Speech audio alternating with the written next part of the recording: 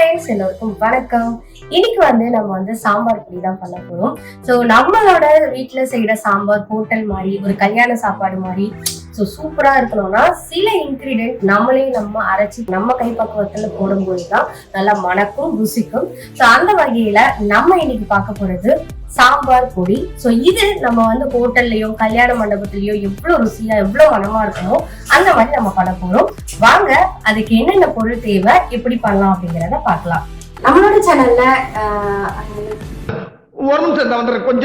இது வரைக்கும் சப்ஸ்கிரைப் பண்ணி ஆதரவு கொடுத்த எல்லாருக்கும் நன்றி. இதே மாதிரி நிறைய வீடியோக்கள் நம்மளோட சேனல்ல இருக்கு. புதுசா யாராவது பாக்குறீங்கன்னா சப்ஸ்கிரைப் பண்ணுங்க, முடிஞ்ச வரைக்கும் ஷேர் பண்ணுங்க, பிடிச்சிருந்தா லைக் பண்ணுங்க. கடலை பருப்பு ஒரு 3 டேபிள் ஸ்பூன் அளவுக்கு எடுத்திருக்கேன். துவரம் பருப்பு அதே அளவு தான் 3 டேபிள் ஸ்பூன் அளவுக்கு எடுத்திருக்கேன். உளுத்தம் பருப்பு 2 டேபிள் ஸ்பூன் அளவுக்கு எடுத்திருக்கேன். தனியா 50 கிராம் எடுத்துக்கோங்க. தனியாவை 50 கிராம் கேட்டீங்கன்னா தருவாங்க கடையில. தனியா 50 கிராம்னா இது அதுல 25 கிராம் பாதியா இருக்கணும். ஸோ காரம் நம்ம மிளகும் போறோம் இல்லையா, அதனால காரம் கரெக்டா இருக்கும். இது 50 கிராம்னா இது 25 கிராம் அந்த மாதிரி எடுத்துக்கோங்க. மஞ்சள் நான் 1/4 ஸ்பூன் அளவுக்கு எடுத்திருக்கேன். அரிசி 2 ஸ்பூன் அளவுக்கு எடுத்திருக்கேன். எந்த அரிசி ஆனா இருக்கலாம்.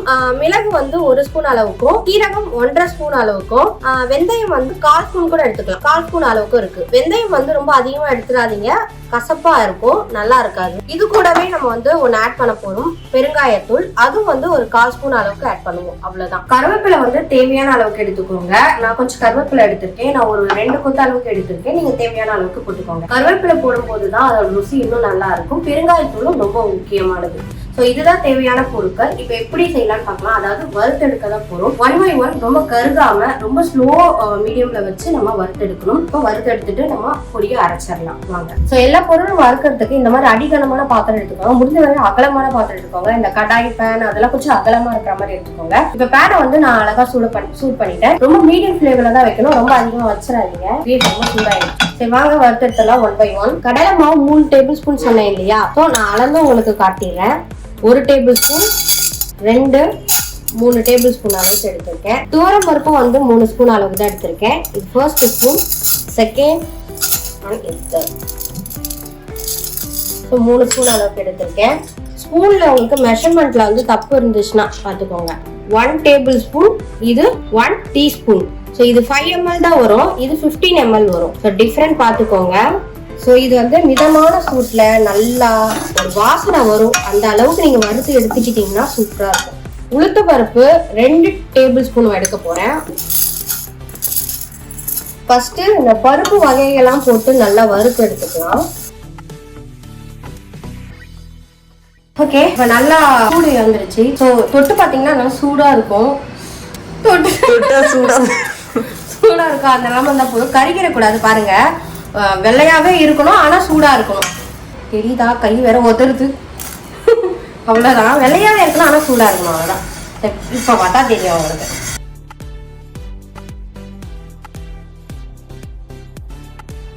காஞ்ச மிளகாவையும் தனியாவும் தனியா தான் நம்ம ஆட் பண்ணோம், எல்லாத்துக்கும் கூட ஆட் பண்ணிடக்கூடாது. நீங்க எடுக்கிற அந்த தனியாவும் மிளகாவும் ஃபர்ஸ்ட் குவாலிட்டியா இருந்தா கண்டிப்பா சூப்பரா வரும். நீங்க இதை ட்ரை பண்ணி பாருங்க. காஞ்ச மிளகாவையும் ஆட் பண்ணிடலாம். கொஞ்சம் கருவேப்பிலை. கொஞ்சம் போர் அடிச்சா அப்படியே அதை அப்படியே போட்டு இதான் போட்டுட்டு அப்படியே சார், ஐயோ இங்க பாருங்க சார், ஒரே பைத்தியங்களா இருக்கு சார். சமைங்க, செமையா இருக்கும். கிச்சன்லாம் பாத்தீங்கன்னா ஃபேனே வைக்க முடியாது, எண்ணெயே வைக்க முடியாது, அப்புறம் ஃபேனை வைக்கிறது.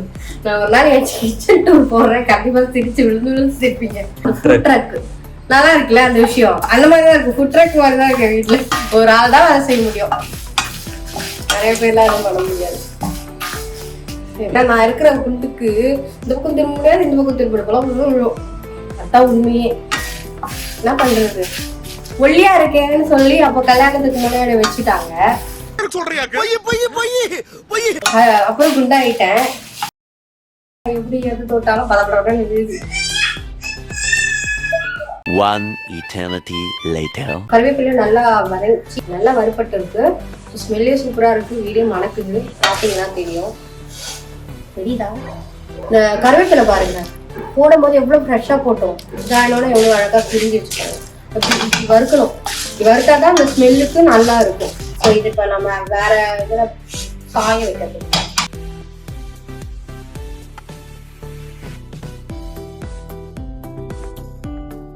அரிசி, அதுக்கப்புறம் வெந்தயம் கால் ஸ்பூன் எடுத்துருக்கோம், அரிசி 2 ஸ்பூன் எடுத்துருக்கோம், மிளகு வந்து 1 ஸ்பூன் எடுத்துருக்கோம், சீரகம் 1.5 ஸ்பூன். சரி, இதை அப்படியே ஆட் பண்ணிடலாம். ஃபர்ஸ்ட் வந்துட்டு சீரகம் இதெல்லாம் ரொம்ப வந்து கம்மி தீயிலே இது பண்ணி எடுத்துருங்க. சின்ன சின்ன பொருள்லாம் என்ன ஆகும்னா டக்குன்னு சூடாயிடும். அதெல்லாம் நீங்க முடிஞ்ச வரைக்கும்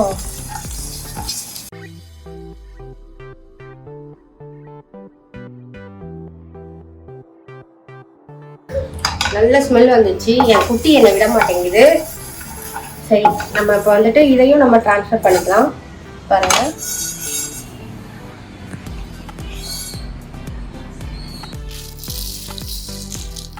அடுப்பு ஆஃப் பண்ணிட்டேன். லைட்டா சூடா இருக்கு பேனு. ஸோ இந்த டைம்ல வந்து நம்ம இது ரெண்டுத்தையும் போட்டு இதையும் போட்டு லைட்டா வறுபட்டு எடுத்துக்கலாம்.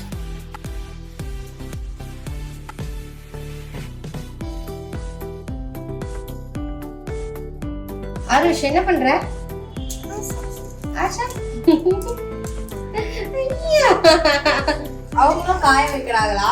நல்லா காயட்டேன் பாப்பா. ஸ்மெல் சூப்பரா இருக்கா? இல்லையா? எப்படி இருக்கு? இது காய்ஞ்சதுக்கு அப்புறம் நம்ம நல்லா ஒரு வாட்டிக்கு 3 வாட்டியாவது அரைச்சு எடுத்துக்கலாம். இப்ப நல்லா பாருங்க காஞ்சிருச்சு. ஸோ காஞ்ச உடனே நம்ம நல்லா மொறுன்னு இருக்கு. இப்போ அரைக்கும் போது சூப்பரா அரைப்பட்டுரும். ஸோ இப்ப நம்ம அரைச்சிடலாம்.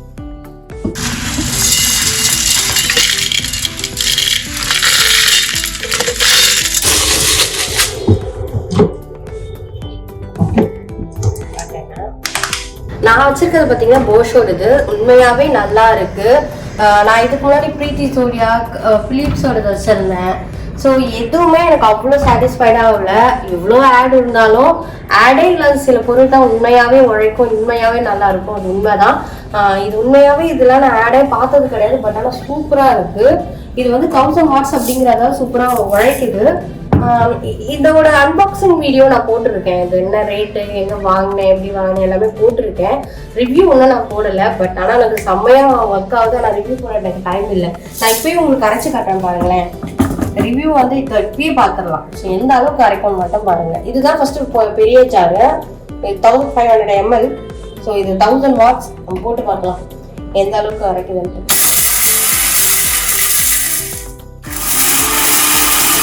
வந்துட்டு ஒரு குலுக்கி இங்க பாருங்க. இது நம்ம வெளியே செதறவே செதறாது. அழகான டிப்பு. நிஜமாவே சூப்பரா இருக்கு. இங்க எக்ஸ்ட்ரா தண்ணியெல்லாம் ஊற்றிக்கிறதுக்கு. ஆனா நம்ம தண்ணியெல்லாம் ஊற்றி போறது கிடையாது. நல்லா குலுக்கலாம். அப்படித்தானே இருக்கும். போயிடுச்சு.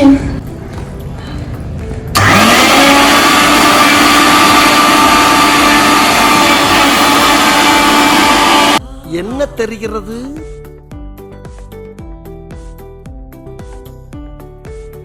நிஜமா மிஷின்ல கூட இப்படி அரைக்க மாட்டாங்க. செமையா அரைக்குது. சூப்பரா அரைச்சிருக்கு நிஜமா. சரி, இப்போ வந்து இந்த மாதிரி ஒரு பிளேட்ல வந்துட்டு நம்ம ட்ரான்ஸ்ஃபர் பண்ணிக்கலாம். இது பாத்தீங்கன்னா நான் வந்து ஒரு மாசத்துக்காக வச்சிருக்கேன். ஒரு மாசத்துக்காக நான் அப்பப்போ அரைச்சிக்கிறது தான். இந்த மிக்சியோட லிங்க் வந்துட்டு நான் மேலேயும் கொடுக்குறேன், ஐகார்ட்லயும் கொடுக்குறேன், டிஸ்கிரிப்ஷன் பிடிச்சிருந்தா போய் பாருங்க. சும்மா ஒரு அனாலிட்டிக்ஸ் எப்படி இருக்கு அப்படின்ட்டு பாக்குறதுக்கு. ஓகே, பாருங்க எவ்வளவு அழகா அரைச்சிருக்கு. பார்க்கும்போதே தெரியும், சூப்பரா இருக்கும். இது வந்து எனக்கு ஒரு மாசத்துக்கு வரும். ஒரு மாசத்துக்காக நான் அரைச்சி வச்சிருக்கேன். இதை நல்லா நான் வந்துட்டு ஆற விட்டுட்டு கொஞ்ச நேரம் கழிச்சு இந்த மாதிரி ஒரு கண்டெய்னர்ல போட்டு வச்சுப்பேன். இந்த மாதிரி நீங்களும் இதே அளவுகளும் யூஸ் பண்ணலாம். இல்ல நீங்க வந்துட்டு ஒரு 3-4 மாசத்துக்கு நான் வச்சுப்பேன் அப்படின்னா 1/2 கிலோ அப்படி எடுத்துக்கோங்க. 1/2 கிலோ தனியானா ஒரு 1/4 கிலோக்கு மிளகா எடுத்துக்கோங்க. அந்த மாதிரி பண்ணும்போது உங்களுக்கு ஈஸியா இருக்கும். அப்படின்னும் போது ஒரு கப் அளவுக்கு நீங்க மற்ற இன்கிரீடியன்ட் இருக்கிற மாதிரி இருக்கும். ஸோ அளவுகள் வந்து நான் டிஸ்கிரிப்ஷனும் கொடுக்குறேன், பிளஸ் வந்து நான் வீடியோலும் போடுறேன். அளவுகள் உங்களுக்கு மிஸ் பண்ணாம இதே அளவுகள் போடுங்க. டேபிள் ஸ்பூனுக்கும் நான் டிஃப்ரெண்ட் உங்களுக்கு கொடுத்துருக்கேன். அதையும் நீங்க மெயின்டைன் பண்ணி போட்டுக்கோங்க. அளவுகள் முக்கியம். அப்பதான் அந்த ருசியும் டேஸ்ட்டும் சூப்பரா இருக்கும். சரி, நம்மளோட பொடி இப்ப ரெடி ஆயிருச்சு. ஸோ ஸோ இந்த வீடியோ கண்டிப்பா உங்களுக்கு யூஸ்ஃபுல்லா இருக்கும் அப்படின்னு நான் நம்புறேன். இதே மாதிரி நிறைய வீடியோக்கள் நம்மளோட சேனல்ல இருக்கு. கண்டிப்பா அதெல்லாம் பார்க்கணும் அப்படின்னா சப்ஸ்கிரைப் பண்ணுங்க, ஷேர் பண்ணுங்க, பெல் ஐக்கானும் கால்ல போடுங்க. நான் இன்னொரு இன்ட்ரெஸ்டிங்கான ஒரு வீடியோல ரொம்ப சூப்பரான ஸ்பைசியான ஒரு ரெசிபில உங்களை சந்திக்கிறேன். Until by, take care. எல்லாருக்கும் பாய் சொல்லு. Flying kiss.